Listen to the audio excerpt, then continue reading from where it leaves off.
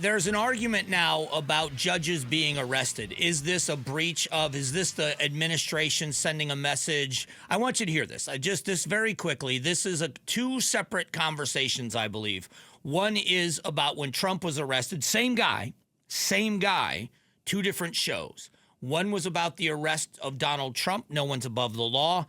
And then what happened when judges were arrested for breaking the law. Listen to this. No better or worse than anyone else. This is not selective prosecution, that this is not somebody who's singled out, that he is being treated just like anyone else. That is what it means to have a rule of law. That is what the Justice Department is really signaling and messaging here, is that everyone will be treated, as Merrick Garland has said, as equally in this country. This is really a great day for America. So that was the first one. That's what when Donald Trump's not being singled out, no one's above the law. Everybody's treated equally. Same guy, different show after judges got arrested. There has been a violation here that we know for sure, and it is not the judge. Right, exactly. You don't do it. Even if you thought that there was a ground for doing this, the judgment call that you thought that this is the case to bring, it tells you everything. There is no adult in the room who would have said, "Are you kidding me? Why would you possibly do this?" And the answer is because we want to send a signal to the judiciary. And that's what you shouldn't be doing. Isn't that hilarious? It is exactly the opposite of what they said. When the Trump administration, when Donald Trump was saying he was being arrested and it was sending a signal that they were trying to, no, that's not happening at all. Now, all of a sudden, that's what's happening. It's just completely the opposite of what was said. So, remember the judge in New Mexico. Are you familiar, Patricia, with the judge in New Mexico? Yes, just a little bit. Yeah. This is the judge in New Mexico that, as a police officer, allowed, the story is Patricia's father was killed when she was a little girl. And the guy that did it got away with it. And the rumor back then was his uncle, who was a police officer, who is now this judge, helped hide him and get him off. They've always maintained this in her family. There were many other people that thought he was a corrupt cop, and he ended up becoming a corrupt judge. He was arrested.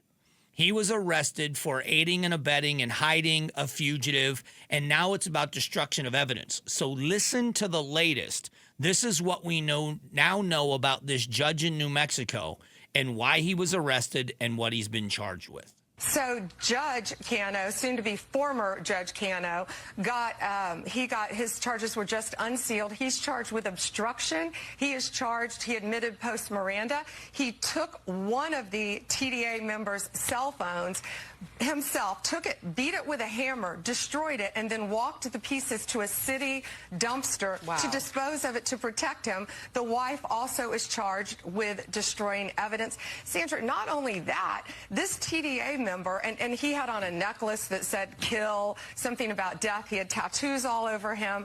He also had on his cell phone pictures of two decapitated victims, decapitated, gruesome photos, and he was sending them out, and whoever he was sending them to was sending back saying, hey, you need to be careful. You shouldn't be sending these. You shouldn't be texting these photos out. Not only that, these two, the judge and his wife, gave him assault rifles that belonged to their daughter. That's what they're charged with. In the criminal report affidavit, he goes to a shooting range with these assault rifles, with a suppressor, with other known TDA members, and they're shooting. This is the last person that we want in our country, nor will we ever tolerate a judge or anyone else harboring them. So that's just one. The other judge that was arrested, she was arrested for helping somebody escape. This is what the New York Times' David Brooks said about the judge who was arrested for helping an illegal immigrant escape arrest. Well, obviously they're trying to send a note of intimidation, not only to her, but to all judges and maybe to all Americans. But I don't yet know the specific details of this case, whether she escorted the guy out the jury door or whether she's let him. So that's all murky. I don't want to comment on this specific case. But especially on the issue of immigration, there are a lot of people who are appalled by what the administration is doing. And there will be times for civil disobedience. And to me, let's say she did escort this guy out the door. If federal enforcement agencies come to your courtroom and you help a guy escape, that is two things. One, it strikes me as maybe something illegal. Maybe. But it also strikes me as something heroic. And in times of trouble, then people are sometimes called to do civil disobedience. And in my view, when people do civil disobedience, they have to pay the price. That's part of the heroism of it, frankly. So a judge... What a hero. Yeah, what a hero. The guy's in court. There's an arrest warrant. Now, the judge either escorted this guy through a jury door and a secret exit or allowed this illegal immigrant to go out through a jury door and sneak out of the building. He said, David Brooks from the New York Times said, it's two things.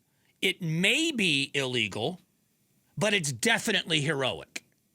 That this kind of civil disobedience is heroic. Just let that sink in for a moment. Whether you are in agreement with the Trump policies on illegal immigration and how they're stopping it or not, there is an arrest warrant. Federal agents show up at the courthouse in the judge's courtroom, and this judge either snuck him out or allowed him and showed him how to sneak out of the building.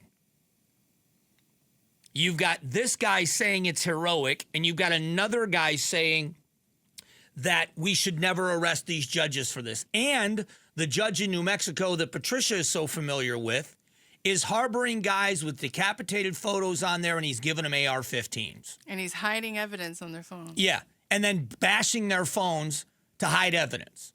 It's nuts. But we shouldn't arrest him. It sends the wrong signal to arrest these judges. It's the world we're living in right now.